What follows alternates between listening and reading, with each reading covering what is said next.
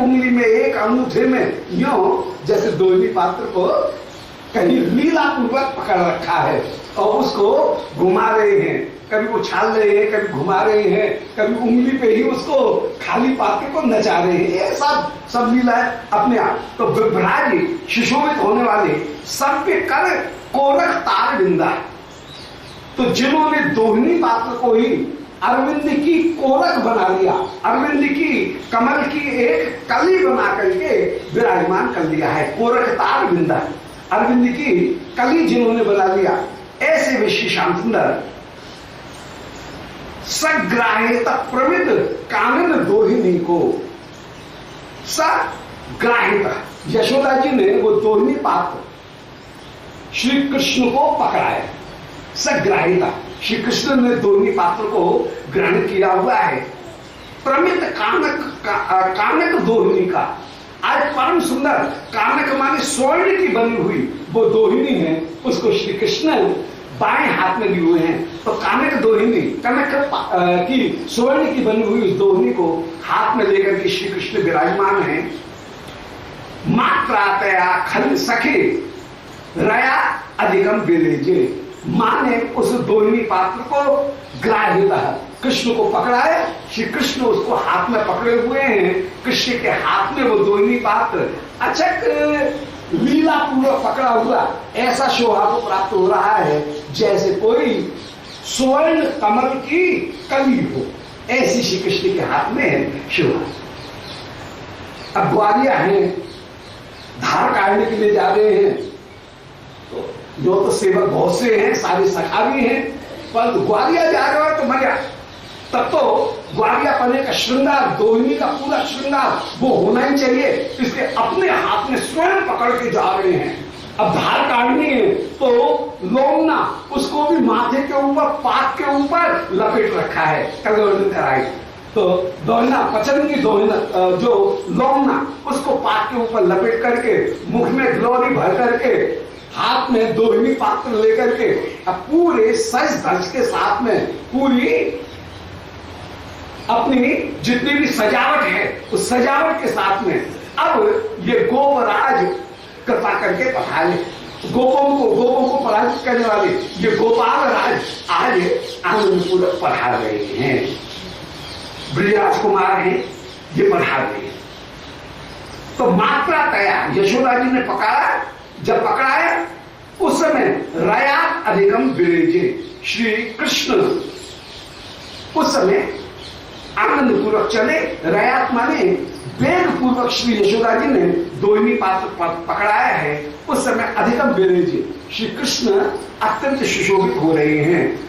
गैयाओं की बड़ी चिंता, बछाओं की बड़ी चिंता, इसलिए अधिकम विरेजे जल्दी से अब कदम बढ़ाते हुए आगे चले।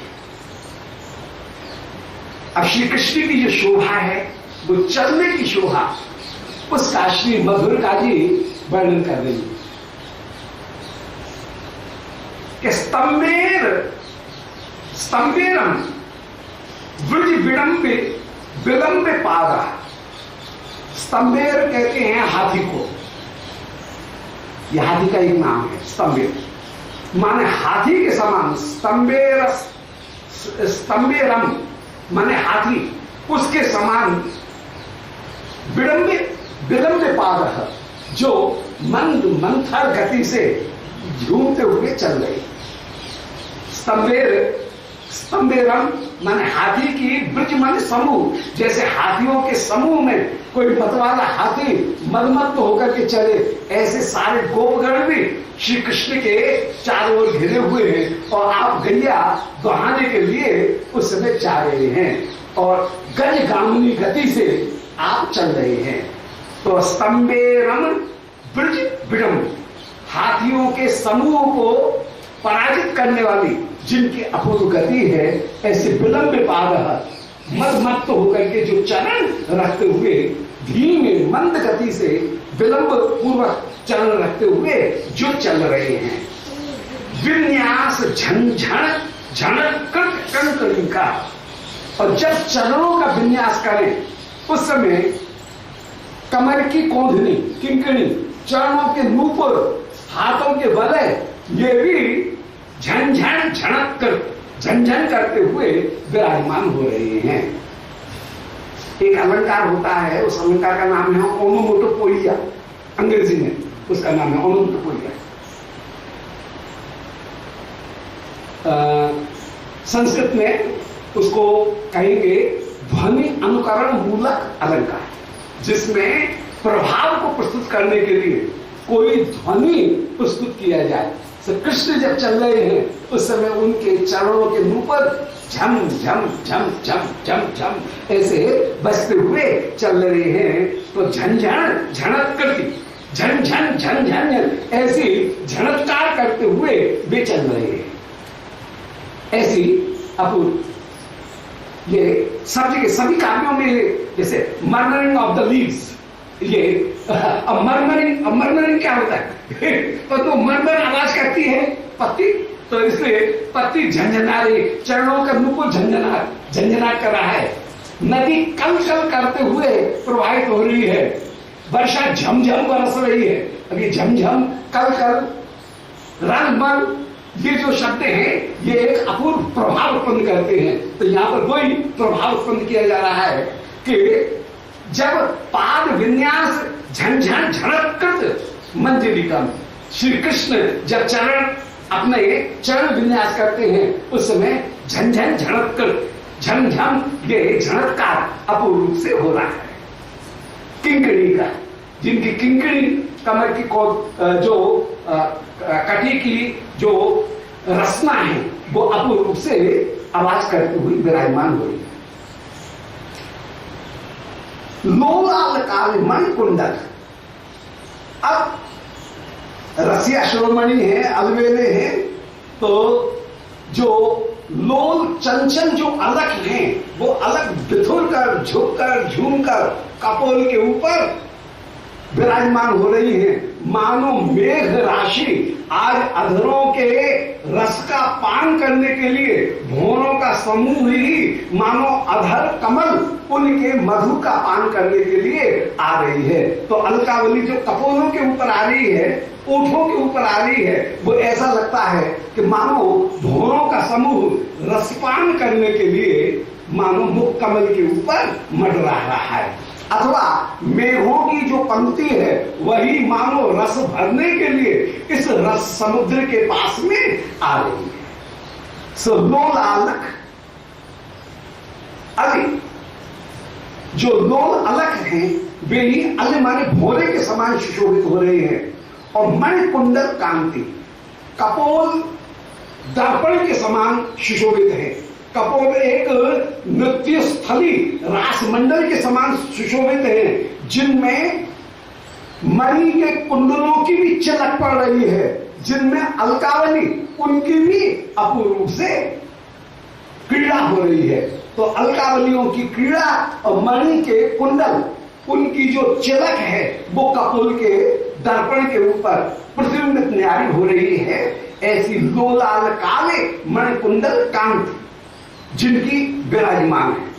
और वेणी बीची भरस्नपित वक्त्र सुधांशु बिंबा, और वेणी बीची अलकावली जो वेणी है वो वेणी की लहरों में मानो स्नपित वक्त्र सुधांशु बिंबा, आज अथवा ऐसा लगता है कि मानो केश राशि की तरंग के बीच में जो वक्त्र सुधांशु मुख रूपी सुधांशु माने कमल वह शोभित शोभा हो रहा है। तो आज ऐसा लग रहा है कि मानो एक चंद्रमा वह नदी में ही स्नान करने के लिए आ रहा है और नदी में डूब रहा है। तो केश तो हो गए नदी, और उनके बीच में जो मुखारबिंद चमक रहा है वो मुखारबिंद चमकता हुआ ऐसा लग रहा है जैसे चंद्रमा किसी नदी के बीच में गोता लगा रहा है, कभी उभर रहा है। ऐसे केश के बीच में कभी मुखारबिंद की शोभा प्रकट होती है, कभी केश आते हैं कभी हट जाते हैं। ऐसे अलकावली अलग वो मुख के ऊपर आ रही हैं और हटती हुई विराजमान हो रही हैं। अपूर्व उत्प्रेक्षा यहाँ कल्पना, उस रूप का दर्शन करके एक अपूर्व कल्पना की जा रही है कि बेणी बीची भरस्नपित वक्त्र सुधांशु बिंबा, रूपक का प्रयोग है कि मुख हो गया सुधांशु और बेणी की, केशों की जो अलकावली है वो हो गई मानो किसी नदी की लहर। उन लहरों के बीच में जैसे चंद्रमा डूबता उतराता अपूर्व शोभा को प्राप्त हो, ऐसे ही श्री ग्वालिया, ये आज गोपाल गैया दुहाने के लिए जा रहे हैं, उस समय अलकावली वृंदावन की सीधी सीधी जो हवा है, उस हवा से हिलती हुई उनके कपोल के ऊपर बिथुर कर, झुककर, झूम करके कपोल के ऊपर आती हुई शोभा को प्राप्त हो रही हैं। तो लोल अलकाली, लोल माने चंचल, अलकाली माने अलकों की जो पंक्ति है उसके बीच में मणि कुंडल कांति, मणि के कुंडलों की चलक भी पड़ रही है, अथवा ऐसा लगता है कि वेणी बीची भर, वेणी माने नदी अथवा केश रूपी जो नदी है, वेणी माने वेणी, वो उस वेणी माने केश, तो केश की बीची माने लहर, उन लहरों में स्नापित वक्त्र सुधांशु बिंबा, मानो आज मुखरूपी, वक्त्र मन मुखरूपी, सुधांशु मन चंद्रमा वही गोता लगाते हुए शोभा को प्राप्त हो रहा है। ऐसे उन सुंदर पाटियादार केशों के बीच में श्री कृष्ण के मुख और उन अलकावली के बीच में, घुंघराली अलकावली के बीच में श्री कृष्ण के मुख की अपूर्व शोभा।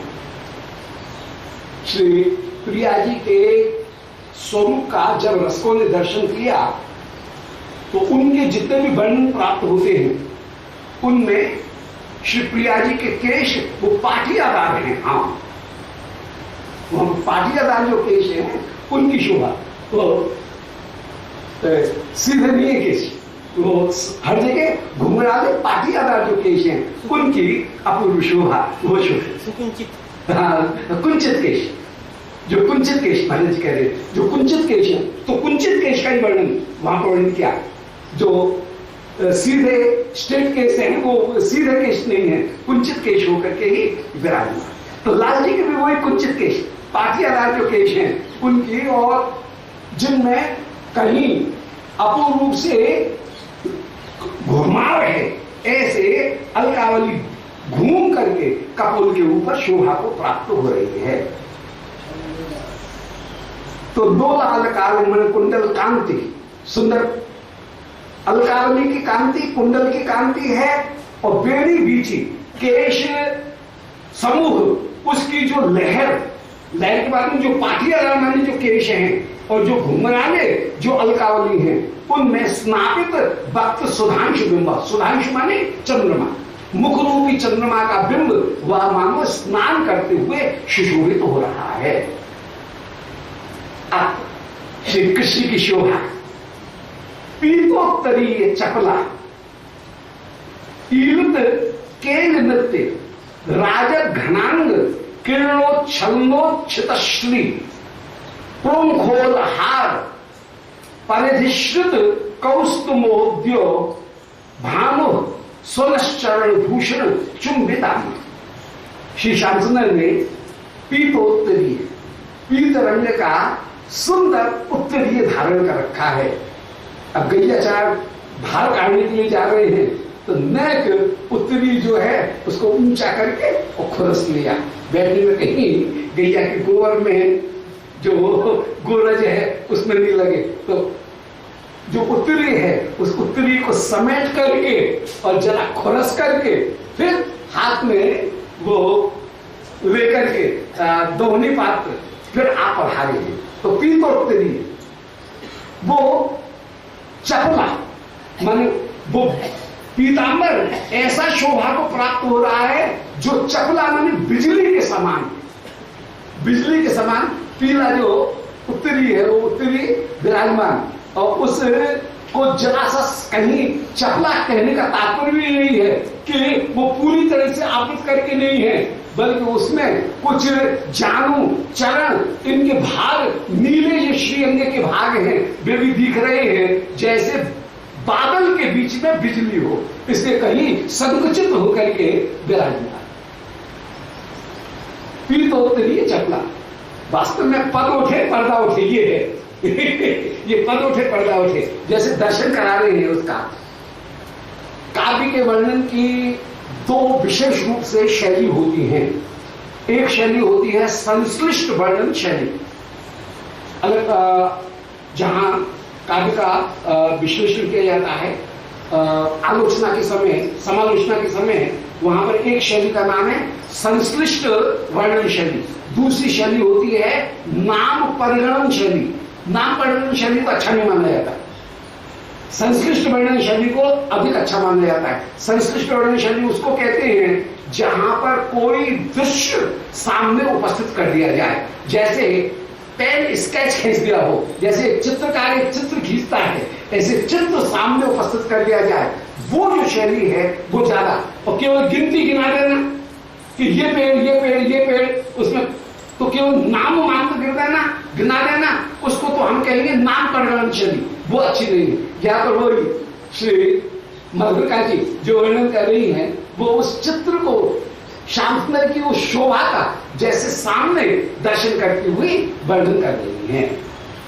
श्री श्याम सुंदर पधारे विश्वनाथ चक्रवर्ती जो वर्णन कर रहे हैं वो उस शैली का वर्णन कर रहे हैं। तो पीतोत्तरी श्री श्याम सुंदर ने सुंदर पीतांबर, उन पीतांबर को भी धारण कर रखा है। चपला, वो जो बिजली के समान विराजमान है।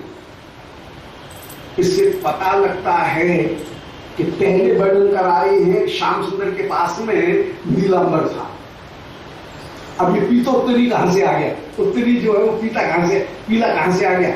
इसका मतलब है कि श्री विशाखा जी श्री किशोरी जी के उस वस्त्र को लेकर के कृपा करके पधारी हैं और चुपके से श्री विशाखा ने उस वस्त्र को कहीं प्रदान कर दिया और श्री श्याम सुंदर ने अपने उत्तरी को प्रधारण कर लिया। और श्री श्याम सुंदर का जो वस्त्र है उसको कहीं नीलांबर को ले जाकर के वापस कहीं किशोरी जी के पास में पहुंचा दिया और किशोरी जी उस पीतांबर को धारण करके विराजमान है। वो श्री गोविंद लीलामृत ने वो वस्त्र परिवर्तन की जो लीला है उसका कहीं ध्यान इसी प्रकार किया गया कि एक बार तो श्री प्रिया के वक्षस्थल के ऊपर श्याम सुंदर के पीतांबर को देख करके जटला कहेगी, हाय हाय ये काम है हो, कल मैंने जो नंद के ढोटा के कंधा के ऊपर जो पीतांबर देखो वो मेरी बहू पे कैसे आएगा, राधिका के वक्षस्थल के ऊपर कैसे आ गया, ऐसे हाय हाय करेगी, ये क्या हाय काम हो, ये कैसे भयो। और उस समय श्री विशाखा जी एकदम घबरा जाए, परंतु तुरंत रक्षा करने के लिए आए श्री राधा रानी की और कहें, बोले अभी डोगरी तो कछु दिख है तो है ना, ये बड़े बूढ़े की यही दशा है, इन्हें कछु दिख है तो है ना, अरे देख नहीं रही है प्रातःकालीन सूर्य की किरण जो गवाक्ष से होकर के श्री राधिका के वक्षस्थल के ऊपर पड़ रही है, उसके कारण ये पीतांबर जो नीलांबर है वो पीला जैसे दिख रहा है।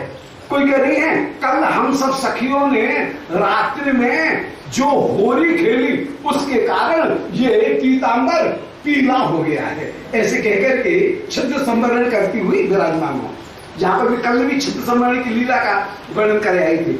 श्री पौर्णमासी जी यशोदा जी के सामने छिद्र संवरण कर रही हैं, बोले प्रातःकालीन जो किरण है उस किरण के कारण श्री श्याम सुंदर के नीलांबर भी, श्याम सुंदर का पीतांबर भी आज पीत सा ये दिख रहा है वो नीलांबर परंतु वो पीत जैसे दिख रहा है, ऐसे कहती हुई विराजमान हो और उसको डांट रही है कि बलदाऊ से वस्त्र परिवर्तन हो गया। हाँ, बलदाऊ से ये श्याम सुंदर का वस्त्र परिवर्तन हो गया है, ये कह के छिद्र संवरण यशोदा जी के सामने तो पौर्णमासी जी कर रहे हैं। और जो कपोल के ऊपर जो पीक के चिन्ह हैं उनको देख करके कह रही हैं कि अरे ये कान में जो कुंडल धारण कर रखे हैं उसकी चिलक कपोल के ऊपर पड़ रही है, इसलिए लाल लाल दिख रहा है। और ऐसे करके ढांक लेती हैं, कहीं यशोदा का ध्यान नहीं चला जाए।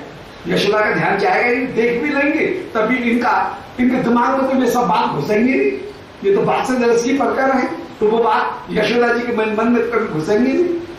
तो परंतु कहीं ढांकने के रसांतर नहीं हो जाए, इसलिए ढांकते हुए विराजमान। पौर्णमासी जी यशोदा जी के सामने कन्हैया के छिद्रों का संवरण करती हैं, और श्री विशाखा ये श्री मुखरा जी के आगे, जटला जी के आगे ये श्री राधिका के छिद्र का संवरण करती हुई विराजमान होती हैं। प्रातः पीत पटे कुचो परिलोषा इत्यादि जो श्लोक हैं उसमें उसी भाव का दर्शन करते हुए विराजमान। तो यहां पर पीतोत्तरी, और ऐसा कहकर के जैसे ही श्री जटला जी का ध्यान कहीं दूसरी जगह जाए, वैसे ही श्री किशोर जी के वक्षस्थल के ऊपर विराजमान जो पीतांबर है उसको बदल करके उस समय पुनः जो वस्त्र है नीलांबर, उस नीलांबर को प्रिया जी को धारण करा दें और उस पीतांबर को पहुंचवा दें श्याम सुंदर के पास में। श्री यहां पर श्री श्याम सुंदर के वक्षस्थल के ऊपर जो नीलांबर है उसको पहुंचा दें श्री किशोर जी के पास में। ये सखी ही गुरुजनों की आंख बचा करके उस वस्त्र को यथास्थान दोनों जगह दोनों पहुंचाती हुई विराजमान हो जाए। बढ़िया। श्री श्याम सुंदर प्रातःकाल के समय, प्रातःकाल की लीला है, उस समय पधारे तो पीतोत्तरीय चपले लित के नृत्य,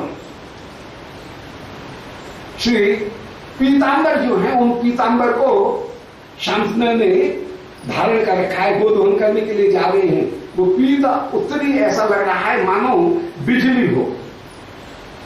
तो बिजली के द्वारा भी ईरित केल नृत्य राजा, जो केल नृत्य की ईरित माने प्रशंसा की जा रही है, स्तुति। तो ईरित माने स्तुति जहां पर की जा रही है, तो बिजली भी जिनकी स्तुति करते हुए विराजमान हो, ऐसे दिव्य वस्त्र को धारण करके श्री स्वामी श्री श्याम सुंदर आज पधारे।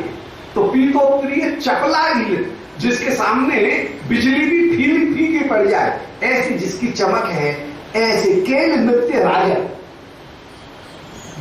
केल नृत्य करती हुई बिजली विराजमान हो, ऐसी पीतांबर की शोभा हो रही है। और घनांग किरणों छलना, श्री श्याम सुंदर के श्री अंग की शोभा कैसी है? बोले घनांग, घन माने बादल, बादल के समान नील कांति जिनके श्री अंग की विराजमान हो रही है। तो घनांग किरणोच्छलन, नई बादल की ये शोभा, उनको प्रकट करने वाले ये अपूर्व घनश्याम आय विराजमान हो रहे हैं। उच्च तश्री, जिनकी शोभा अपने रूप से कुछ सामने प्रकट हो रही है। प्रेम खोल हाथ पररंधित कौस्तुभोद्य, और जिनके वक्षस्थल के ऊपर प्रेंख लोल हाथ,